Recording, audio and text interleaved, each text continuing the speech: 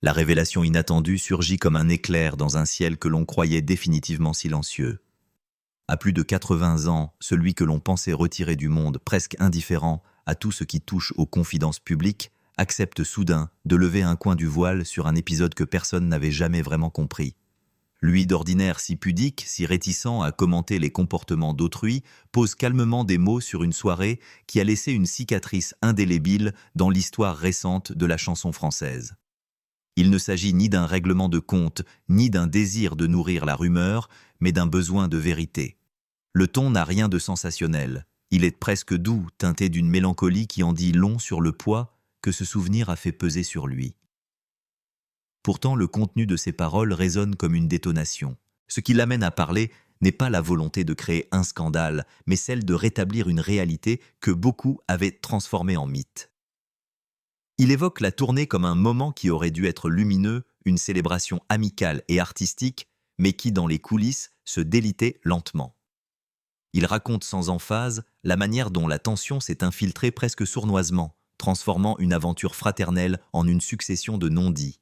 Cette parole tardive surprend parce qu'elle émane d'un homme connu pour fuir les micros lorsqu'il s'agit de raconter les hommes et leurs failles. Il admet avoir longtemps hésité avant de livrer son récit. Mais il insiste, il ne pouvait plus laisser flotter dans l'imaginaire collectif cette version enjolivée d'une tournée supposément idyllique.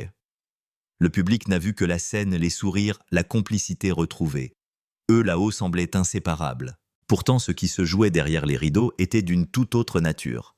Ce contraste entre apparence et réalité donne à son témoignage une force inattendue. Il évoque un soir précis, un lieu précis, un incident précis, ce moment où, selon lui, tout s'est fissuré. Les mots qu'il choisit ne visent pas à blesser, mais à raconter. Il dit avoir été témoin d'une atmosphère changeante, d'un déséquilibre qui s'installait entre les membres du trio. Puis le dernier soir, cette phrase, sèche presque murmurée, mais lourde, d'un monde entier, chacun est reparti dans son coin. Il sait qu'en évoquant cette phrase, il rouvre une page que beaucoup auraient préféré refermer. Mais il affirme qu'il n'y a aucune intention dramatique, seulement la volonté de dire ce qu'il a vu, ce qu'il a ressenti, et pourquoi cette nuit-là l'a marqué plus profondément que n'importe quel concert. Sa voix, dans ce récit, n'a rien d'accusatrice. Elle est au contraire empreinte d'une gravité affectueuse, comme s'il retraçait non un scandale, mais une perte. En révélant ce soir-là, il révèle aussi une part de lui-même, l'homme qui, derrière le flegme et l'humour, porte encore la peine de ce qui aurait dû être un moment de joie absolue. Ce premier aveu ouvre la porte à une histoire plus vaste, où les fragilités humaines pèsent davantage que les projecteurs, et où la vérité même tardive devient un hommage silencieux à ceux qui ne sont plus là pour la raconter. Un contexte fragilisé se dessine dès les premières heures précédant la tournée, car l'homme au centre de toutes les attentes n'est plus celui qu'il avait été durant ces décennies de gloire. Lorsque Johnny Hallyday reçoit son diagnostic, le sol se dérobe sous ses pieds, la maladie impose un rythme brutal, une fragilité nouvelle qu'il refuse toutefois de laisser dicter sa vie. Son entourage lui perçoit immédiatement la gravité de la situation. Les médecins parlent de traitements lourds, de repos indispensables, de gestes simples à limiter. Pourtant, pour un artiste dont l'identité même s'est construite sur la scène, l'idée de renoncer à une tournée prévue depuis longtemps est impensable. Face à lui, celle qui partage sa vie tente de tempérer son élan. Laetitia Hallyday comprend mieux que quiconque combien le corps de son mari s'épuise. Elle observe ses difficultés à respirer, ses moments d'étourdissement, cette fatigue qui le surprend même dans les gestes les plus ordinaires. Elle insiste, elle argumente, elle supplie, presque reporter, ne serait pas un abandon, seulement une nécessité vitale. Mais chaque tentative se heurte à la même certitude chez lui, sans la scène, il mourrait plus vite encore. Ces mots la bouleversent, mais elle comprend que le combattre serait le blesser. Alors elle accepte de marcher à ses côtés, consciente que le moindre déplacement exigera une vigilance constante. Au même moment, ceux qui forment son cercle artistique le plus intime anticipent avec une pudeur inquiète ce qui les attend. Eddie Mitchell, compagnon de route depuis plus d'un demi-siècle, pressent que la tournée ne ressemblera en rien à celle qu'ils ont vécue ensemble. Quant à Jacques Dutronc, il ressent lui aussi que l'équilibre si particulier de leur trio risque de se fissurer sous le poids des contraintes médicales et émotionnelles. Cependant, l'amitié les pousse à poursuivre l'aventure, ne serait-ce que pour offrir une dernière fois au public ce mélange unique de camaraderie et de talent. C'est dans ce climat où l'espoir lutte constamment contre la lucidité que s'organisent les répétitions, les premiers déplacements, les ajustements techniques. Les équipes médicales entourent l'artiste avec précaution. Les techniciens réadaptent l'ensemble des dispositifs scéniques pour ménager son souffle et sa mobilité. Dans les couloirs, on parle à voix basse, comme pour ne pas réveiller une vérité trop lourde. Si la tournée commence, elle devra se dérouler dans un équilibre précaire. Chaque minute de repos lui sera essentielle. Chaque interférence pourra devenir un obstacle. Laetitia, consciente du rôle vital qu'elle doit désormais jouer, se transforme en vigie permanente attentive aux moindres signes d'affaiblissement. Mais cette présence constante indispensable à ses yeux commence déjà à créer des frictions invisibles. Car les amis de toujours habitués aux longues conversations en coulisses perçoivent dans cette vigilance une barrière nouvelle, un filtre entre eux et celui qu'ils aiment. Ils n'en parlent pas encore par respect et par pudeur. Mais la tension naît justement de ce silence. Ainsi s'installe un climat ambigu, l'amour et la loyauté s'y mêlent, mais aussi la peur, la fatigue, la frustration. Les fondations de la tournée sont fragiles, presque fissurées, avant même que le premier projecteur ne s'allume. Et chacun intuitivement sent que quelque chose d'irréversible commence à se jouer. Une tournée sous tension se met en place dès les premières dates, lorsque les lumières s'allument à Lille et que le public, ignorant la fragilité qui se cache en coulisses, acclame les trois artistes comme s'ils revenaient d'un long voyage triomphal. Sur scène, l'alchimie semble intacte, les regards complices, les plaisanteries improvisées, cette énergie qui rappelle les grandes années. Le chanteur malade paraît soudain rajeuni, porté par l'adrénaline, comme si le simple fait de tenir un micro suffisait à suspendre la douleur. À cet instant, personne n'imaginerait qu'il s'avance vers ses limites physiques. Mais dès qu'il quitte les projecteurs, la réalité le rattrape brutalement. Une machine d'appoint l'attend dans l'ombre, un médecin surveille son souffle et chaque effort doit être compensé par un protocole minutieux. C'est dans cet entre-deux, la scène éclatante et les coulisses étouffées, que naissent les premières crispations. L'équipe technique habituée à une organisation fluide doit cette fois composer avec des impératifs médicaux imprévisibles. La vigilance nécessaire autour de l'artiste prend une ampleur nouvelle. Chaque transition, chaque déplacement nécessite une coordination millimétrée. La pression s'intensifie sans que personne n'ose la nommer. L'épouse toujours présente s'efforce de gérer le moindre détail, convaincue que sa seule absence pourrait entraîner un incident. Certains la trouvent admirable, d'autres commencent à ressentir son rôle comme un étau, même si aucun n'ose encore le formuler ouvertement. Les deux compagnons de scène prolongent la tournée avec leur bienveillance habituelle, mais la fatigue affecte leur perception. Ils souhaiteraient retrouver ces moments informels d'autrefois, un verre après le concert, une conversation franche, un rire partagé à l'écart des micros. Pourtant, ces instants se raréfient. Dès que le spectacle se termine, l'artiste est entouré, protégé, escorté jusqu'à sa loge, où seule une poignée de personnes triées sur le volet peut entrer. L'un de ses amis historiques tente parfois de forcer une brèche par une plaisanterie ou un geste amical, mais se heurte à des réponses évasives. Non par manque d'affection, mais parce que le temps manque, parce que l'épuisement dicte les priorités.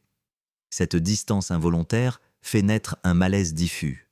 On ne parle pas encore de tensions ouvertes, mais chacun ressent que quelque chose se dérobe, un lien, une spontanéité, cette fraternité sans effort qui avait toujours été la marque de leur trio. Dans les bus de tournée, la conversation devient plus rare. Certains silences s'éternisent lourds de ce que l'on n'ose pas dire. La maladie impose son rythme, et tout le reste, les amitiés, les habitudes, les plaisirs partagés, doit s'y soumettre. Au fil des villes parcourues, l'équilibre se dégrade peu à peu. Les dates se succèdent, les applaudissements aussi, mais les tensions, elles s'accumulent comme des braises prêtes à s'embraser. Et tandis que les spectateurs savourent chaque instant, convaincus d'assister à un triomphe, ceux qui vivent cette tournée de l'intérieur comprennent que derrière le sourire du chanteur et la force apparente du trio se dessine un chaos silencieux. Un chaos qui bientôt éclatera au grand jour.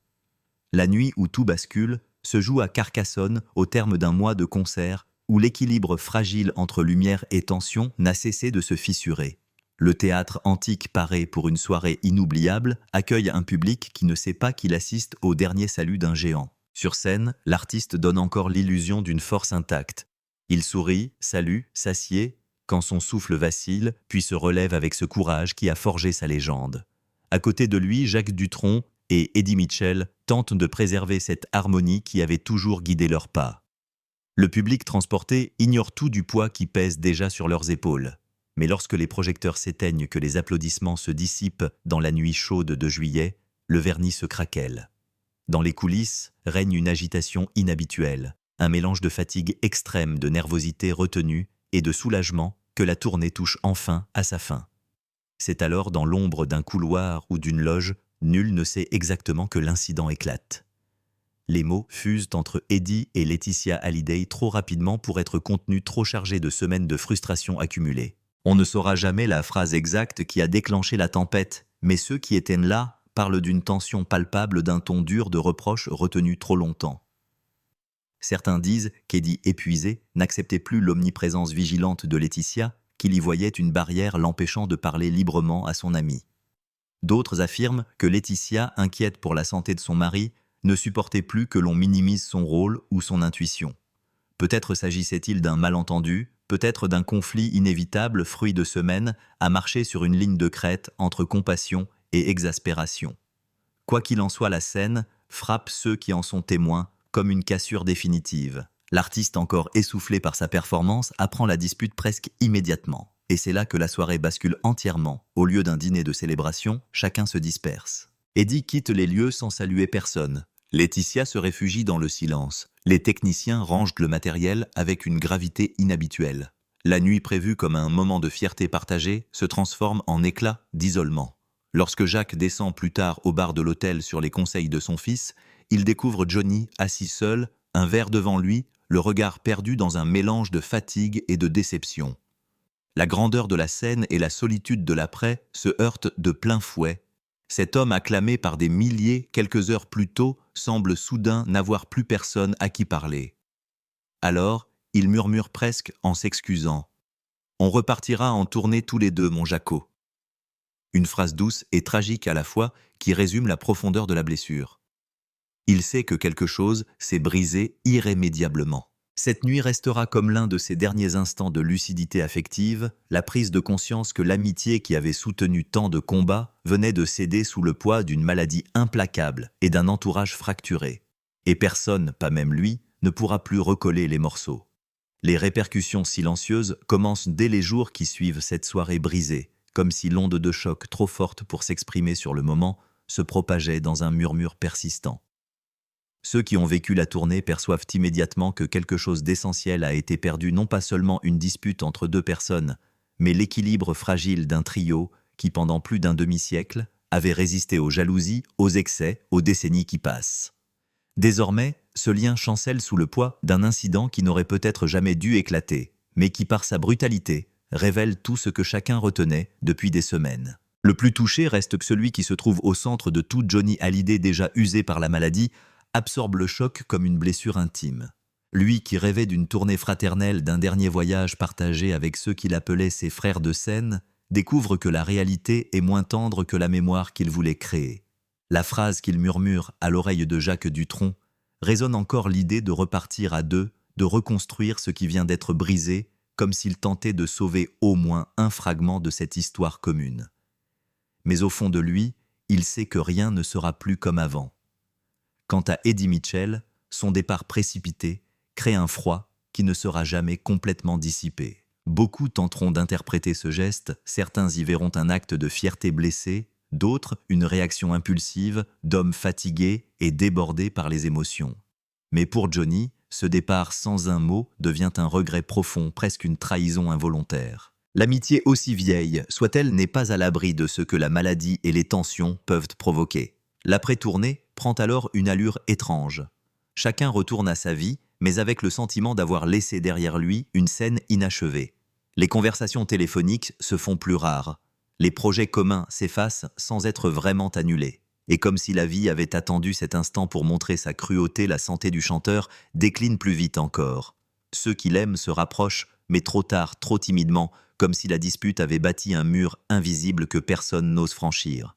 Autour de lui, son entourage se trouve pris dans un engrenage de tensions déjà présentes avant Carcassonne, mais que la dispute a rendu impossible à ignorer. Les amis de longue date ressentent que la présence très protectrice de Laetitia Hallyday crée un climat ambigu. Elle veille sur lui avec une dévotion indéniable. Mais son rôle, perçu différemment par chacun, devient le foyer d'une incompréhension qui va s'intensifier. Les proches murmurent, les rumeurs circulent, les invitations se raréfinent. Le chanteur, lui, se retrouve paradoxalement plus entouré et plus seul que jamais. Lorsque la nouvelle de sa disparition éclate quelques mois plus tard, ce silence accumulé se transforme en tempête. Les déclarations publiques, les doutes exprimés dans la presse, les tensions autour de la succession, tout ce qui avait été contenu durant la tournée explose au grand jour. Ceux qui avaient gardé leurs réserves commencent à s'exprimer. Ceux qui avaient préféré se taire disent qu'ils n'auraient pas dû. La fracture née dans un couloir de Carcassonne devient soudain une ligne de faille nationale. Ces répercussions montrent que la dispute n'était pas un simple dérapage, mais le symptôme d'un malaise plus profond, la lutte entre deux fidélités, deux manières d'aimer, deux façons de protéger un homme affaibli. Et dans ce conflit silencieux, chacun porte sa part de vérité, sa part de douleur. Une vérité tardive, un adieu brisé. C'est ainsi que l'on pourrait résumer l'impact du témoignage de Jacques Dutronc sur la fin de la tournée des Vieilles Canailles et sur les derniers mois de Johnny Hallyday. En 2020, plus de 2 ans après la disparition de son ami Jacques, se décide à révéler ce qu'il avait gardé pour lui, non pas par malveillance, mais par respect pour une mémoire qui, selon lui, méritait d'être préservée. À travers son récit, il ne cherche pas à accabler qui que ce soit, ni à créer un scandale posthume, mais simplement à donner un éclairage sur une réalité que beaucoup préféraient ignorer. Ce témoignage, loin d'être un règlement de compte, est une peinture de la réalité humaine d'un homme confronté à la fin de sa vie, déchiré entre deux amours, deux fidélités et deux visions du monde. Laetitia, dans son rôle protecteur, cherche à préserver son mari, à le garder à l'abri de tout, mais cette protection excessive finit par isoler Johnny de ceux qui l'aimaient depuis des décennies. De l'autre côté, Eddie Mitchell et Jacques Dutronc, ses amis de longue date, veulent simplement retrouver ce lien simple, cette complicité sans phare, qui les avait unis sans comprendre complètement la réalité de la situation. Le récit de Jacques Dutronc prend une dimension plus forte lorsqu'on le met en perspective avec ce qui se passe après la mort de Johnny. Le testament qui exclut ses enfants, les disputes publiques concernant son héritage, les déclarations amères de certains proches, tout cela devient un écho lointain de ce qui s'était joué dans les coulisses de cette dernière tournée. Ce qui semblait être une simple dispute entre Laetitia et Eddie se révèle être le point culminant d'un malaise plus profond où les pressions familiales et professionnelles, les choix personnels et les fragilités physiques s'entrelacent pour créer une atmosphère de plus en plus difficile à supporter. La fracture qui avait commencé sur scène avec cette fameuse engueulade continue de résonner longtemps après la disparition de Johnny. Les amis qui l'ont accompagné pendant des années se retrouvent à devoir affronter un héritage plus complexe que prévu, divisé non seulement par l'amour et l'amitié, mais aussi par des intérêts personnels et des rancœurs accumulées. La solitude de Johnny, malgré sa gloire et son succès, trouve ainsi son reflet dans cette guerre silencieuse qui s'est installée autour de lui dans ses derniers moments. En racontant cette histoire, Jacques Dutronc ne cherche pas à faire la lumière sur les culpabilités, mais à montrer l'humain dans toute sa complexité. Johnny Hallyday, l'idole des jeunes, n'était pas seulement un héros de la scène, mais un homme fragile, tiraillé entre ceux qui voulaient le protéger à tout prix et ceux qui, de par leur amitié, cherchaient à préserver une forme de liberté d'intimité. Dans cette confrontation, personne n'est véritablement gagnant, et chacun, à sa manière, porte la responsabilité de ce qui a été perdu. Aujourd'hui, Jacques, à 82 ans, revient sur cette période avec une certaine nostalgie et tristesse. La perte de son ami et la fin d'une époque marquent encore son esprit.